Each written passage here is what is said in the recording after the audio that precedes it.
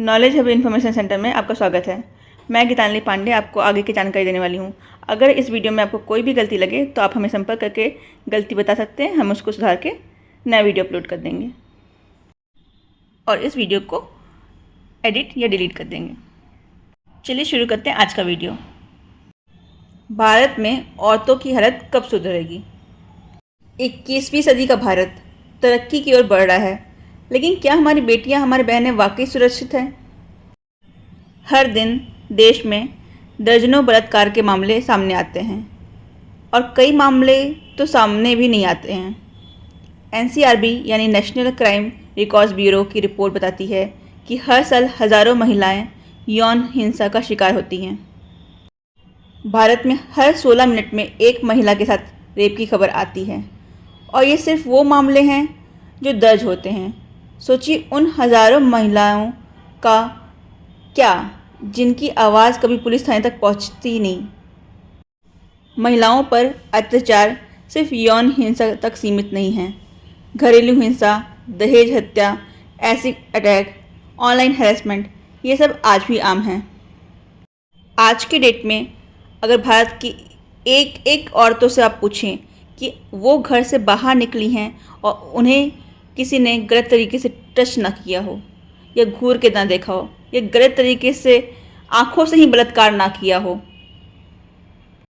तो आप पाएंगे कि ऐसी कोई लड़की नहीं है।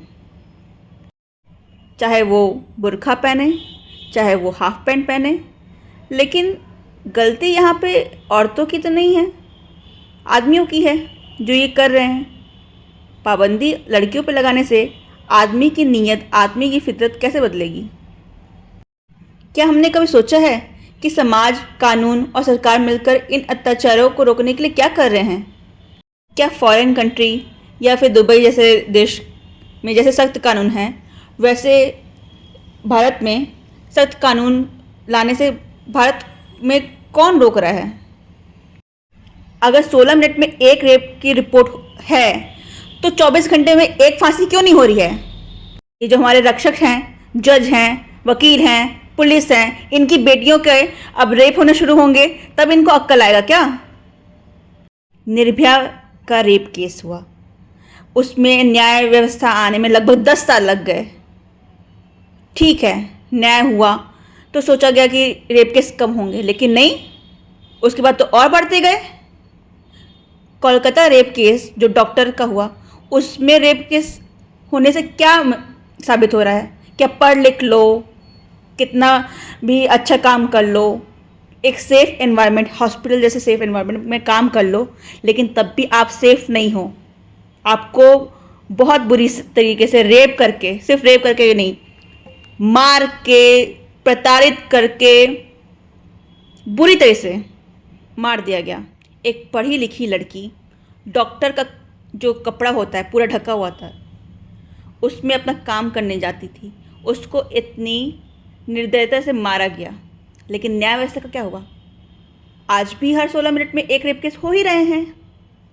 और फिर आदमियों के केस जब आते हैं, एक दो, अतुल सुभाष, राजा रघुवंशी, मान लिया बुरा हुआ, लेकिन पूरी आदमी जात एकदम कांप रही है कि अरे लड़कियां तो ऐसे कर रही हैं, मार दे रही हैं। भैया आप केसेस उठा के देखो कि लड़कियों के साथ क्या हो रहा है और कितने सालों से हो रहा है, और न्याय व्यवस्था क्या कर रही है। NCRB के अनुसार 2023 में भारत में रेप के 31,000 से ज़्यादा मामले दर्ज किए गए हैं। हर साल यह आंकड़ा बढ़ता जा रहा है। जब तक हर लड़की बेखौफ होकर स्कूल, कॉलेज, दफ्तर या सड़कों पर नहीं चल सकती, तब तक कैसा विकास? तब तक हमारा विकास अधूरा है। भारत की इकोनॉमी की हालत क्या है और भारत कहाँ से कहाँ पहुँच सकता है? अगर महिला बाहर निकाल के 5,000 की भी नौकरी करती है तो वो घर में भी मदद कर सकती है, और अगर पढ़ी लिखी लड़कियां और कमाएं तो इकोनॉमी भारत की कहाँ से कहाँ पहुँच सकती है। लेकिन आप सेफ एनवायरनमेंट बनाएंगे ही नहीं, सख्त कानून बनाएंगे ही नहीं। भारत विश्व गुरु तब बनेगा जब आप औरतों का सम्मान सिर्फ नवरात्रि में दुर्गा की पूजा करके नहीं करेंगे। असलियत में, हकीकत में, ज़मीनी स्तर में जब आप सेफ एनवायरनमेंट बनाएंगे तब। लड़कियां तो लड़कियों की रेप नहीं कर रही ना, आदमी कर रहे हैं। लेकिन आदमी आदमी के लिए क्या कर रहे हैं? चूड़ी पहन के लगता बैठ गए हैं घर पे। सख्त कानून बनाने में और कितने साल लगेंगे? 70 साल? देश आज़ाद हो गया, लेकिन औरतें आज़ाद होकर कब घूमेंगी?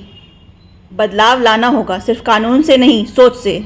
सवाल ये नहीं है कि औरतों की हालत कब सुधरेगी, सवाल ये है कि हम इसे बदलने के लिए कर क्या रहे हैं। स्कूलों में जेंडर एजुकेशन, सख्त कानून, तेज न्याय व्यवस्था और सबसे ज़रूरी समाज की सोच में बदलाव। आइए एक ऐसा भारत बनाएं जहां हर महिला सिर्फ जी नहीं रही हो बल्कि बेखौफ होकर उड़ रही हो। तभी एक कल्पना चावला नहीं, एक किरण बेदी नहीं, लाखों सैकड़ों निकलेंगी भारत देश से, जो विश्व में नाम करेंगी। भारत की इकोनॉमी ठीक होगी। ऐसे वीडियो आपने कई देखे होंगे। टीवी पे जब कोई भी रेप केस होता है या कोई भी दुर्घटना होती है तो टीआरपी के लिए वो लोग बहुत न्यूज़ चलाते हैं, जो भी चीज़ है, लेकिन हर दिन तो आप पेपर में पढ़ ही रहे हैं औरतों की हालत के बारे में, लेकिन कुछ होता तो है नहीं। पता नहीं कानून व्यवस्था को सख्त करने में क्या जा रहा है।